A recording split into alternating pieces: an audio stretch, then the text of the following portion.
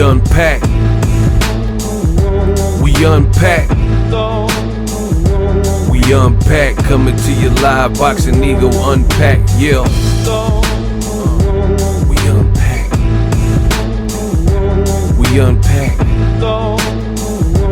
We unpack. Coming to you live. Payday. You want payday? I know that.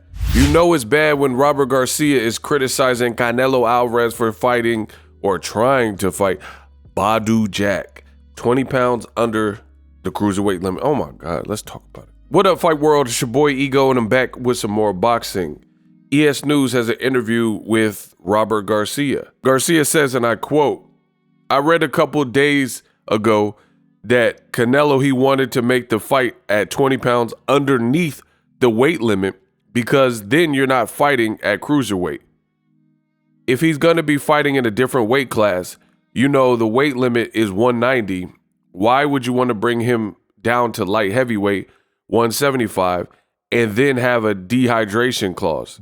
That's what Badu Jack said. I don't know if it's true. Maybe Badu Jack just made it up. I don't know. If you're a fighter that wants to take that chance moving up in weight to make history, then don't ask for him to go down 20 pounds. I guess right now you have the right to do it. I guess. Tank did it to Ryan. Yes, you are fighting a cruiserweight champion, that right there. Then don't fight at cruiserweight. I'm taking Canelo. Canelo's probably the best Mexican ever that we know. His accomplishments are, yes, the love from the fans, no, the love from the Mexicans, no. He's never going to become the superstar that Chavez is, said Robert Garcia. He says, quote, "He's very popular, but he's never going to surpass the love the fans have. But business-wise, accomplishments, yes, he's already done more than any other Mexican has done," end quote. The walls are closing in on Canelo Alvarez. Whether he cares or not, that's none of my concern. You know, he's made a lot of money. He's in Italy right now. It don't matter if he cares or not. But the reality is the walls are closing in on Canelo. And I told you, the great Ego Stradamus strikes again. My thoughts. For starters, it's bad when Robert Garcia is saying this because from what I've seen, Robert Garcia has an oftentimes extreme and intrinsic bias towards Latino fighters, Mexican fighters particularly, right? Where like you'll hear his commentary and I this is just my opinion. I don't know that he believes some of the stuff. Like it'll be an interview about Mayweather Canelo and he'll say he's picking Canelo, but him being the two-time former champion, him having fought, you know, have his fighter Maidana fight against Floyd Mayweather, are you truly picking Canelo over Mayweather or are you just doing it for La Raza? So from what I've seen, Robert Garcia has shown a bias where he's very partial rather than impartial, you know, and those biases show in some of his interviews depending on the subject matter. And I think it's even evident here because as he's like, see, this is what I notice in boxing. This is what makes me the best in the business. One of the things, there's many, but here's one of the things. Best in the business. I give it to you real. I don't sugarcoat. I notice a lot of people, like when they're talking about, like Robert Garcia will say, you know, and I'm not to pick on him, I'm just giving you an example. They'll approach certain subject matters with kid gloves, like Canelo. You know what Canelo's doing is wrong. You're a great champion, a great trainer, and you know it's some BS, bottom line. But he'll approach it kind of with kid gloves where he'll be like, oh, Badu Jack said this. I don't know if it's true. Why are you asking or almost questioning what Badu Jack said when Canelo has a history of rehydration clauses, stipulations, janky stuff that he's done, you know, catch weights and all kinds of stuff like that.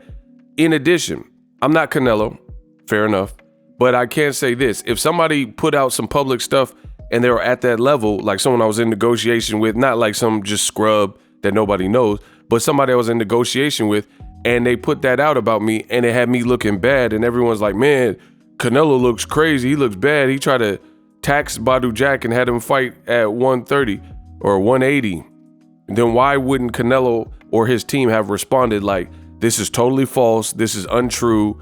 We never chose to do this. Badu Jack is lying.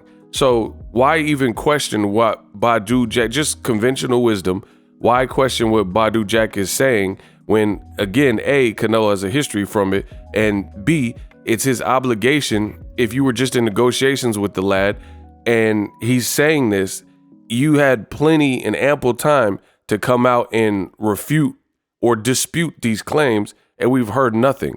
What we have seen is instead Canelo taking pictures with his wifey in Italy, like, you know, almost like to stunt, like he doesn't care, you know, and that's cool. That's fine. Don't care. But the fans do, and the fans are going to remember this. Now, I do agree with Robert Garcia when he says he's not going to ever be revered like Chavez. Chavez is a whole different animal.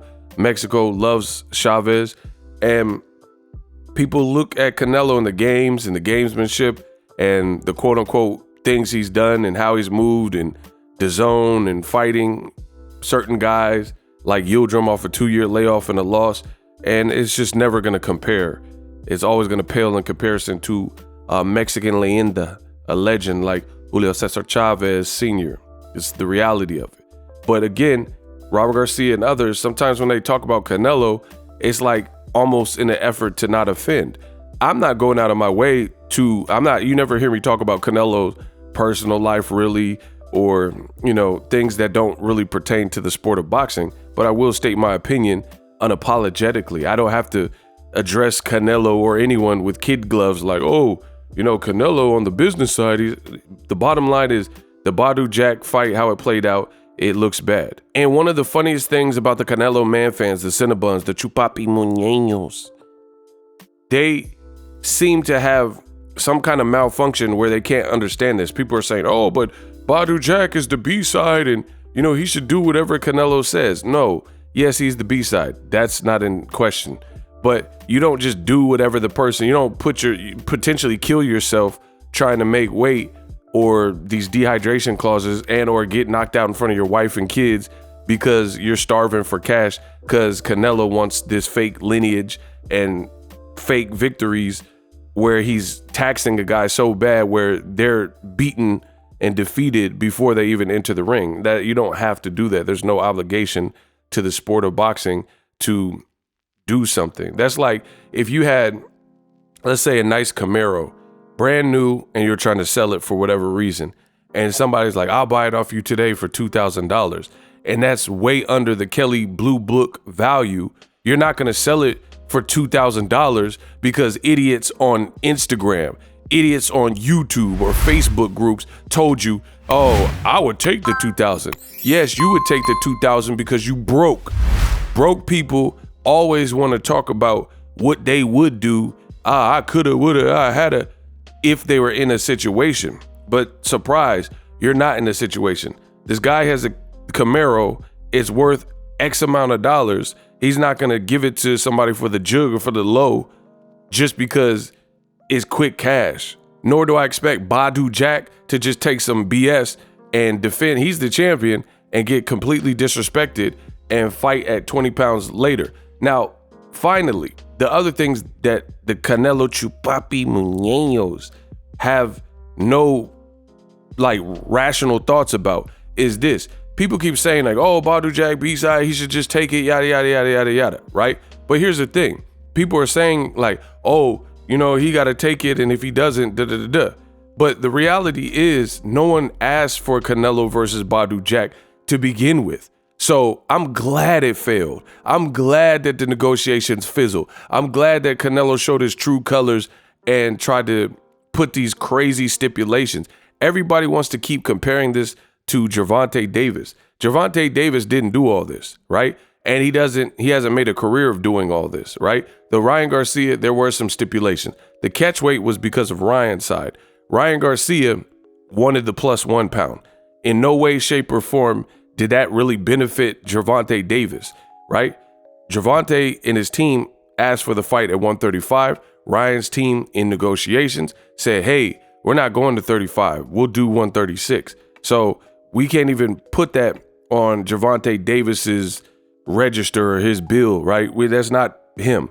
Weight rehydration clause, absolutely. Ryan Garcia is much bigger. He's young. He should be able to make the weight. If he can't make the weight, tough titty. Because Ryan Garcia is 24 years old. Badu Jack is pushing 40. Completely different scenarios, but yet again, the Canelo Chupapi Muñeños, they want to play these games and act like context doesn't matter.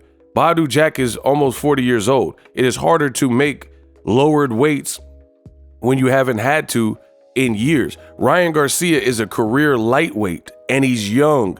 His body is pliable. His body is bendable, flexible. So if he can't make it, that means he's fighting out the wrong weight class because he's young enough to do it.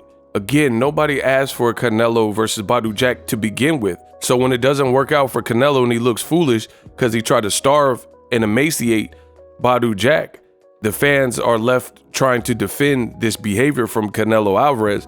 And in the process, they look bad. They look horrible trying to defend this behavior from Canelo, which is really inexcusable. You don't care about the safety of fighters if you want to see a 40-year-old fight at a weight class that would be detrimental to his health to try to make all of those stipulations. Ryan Garcia lost to Tank because Tank's a better fighter and he has better experience. Even if Ryan fought at 140 and Tank, I mean, he couldn't even connect on Tank. There were no moments where he was in charge of the fight.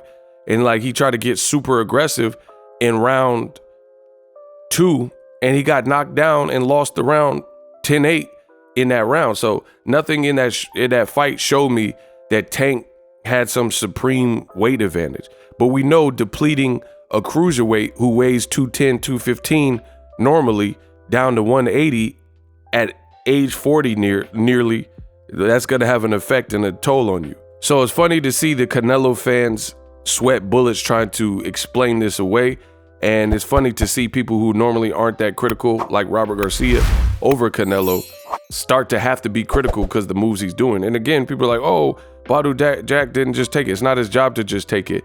And there's suitable options for Canelo well before you get to cruiserweight, like Bivol at 168, because that's what he said, or, you know, whatever. But a Bivol rematch, a David Benavidez fight, David Morrell, guys like that.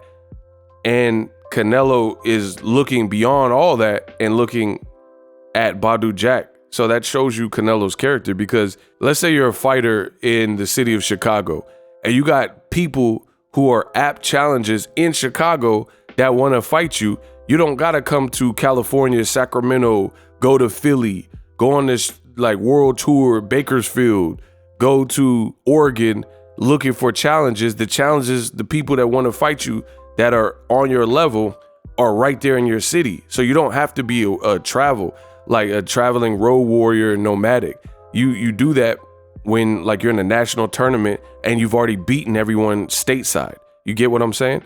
You have Canelo Alvarez with challenges at 68, but he's looking all the way at cruiserweight. He doesn't want, and then you don't really want to fight at cruiserweight because you're trying to starve Badu Jack to death. So again, the world sees it. I'm the best in the business. Canelo looks foolish. Payday, and I'm out. Introducing Super Thanks.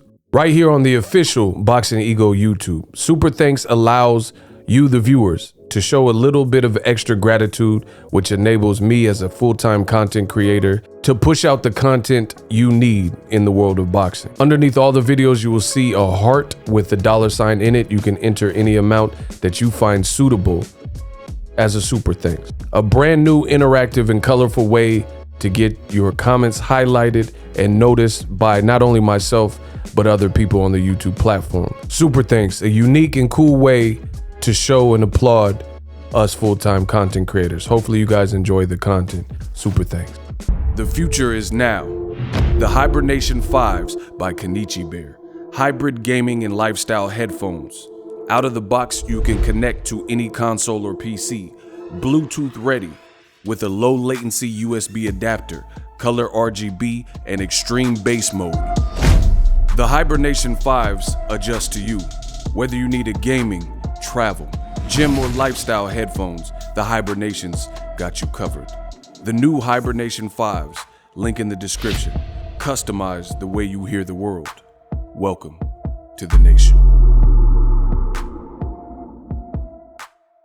Are you tired of your YouTube videos not getting any views? Well, consider TubeBuddy. I've used TubeBuddy for years to scale up my YouTube channel. Now we're sitting over 200,000 subscribers. TubeBuddy is a browser extension that offers a ton of built-in productivity and time-saving services to take your channel to the next level. Use my link in the description to get started with TubeBuddy and level up your channel faster. We working.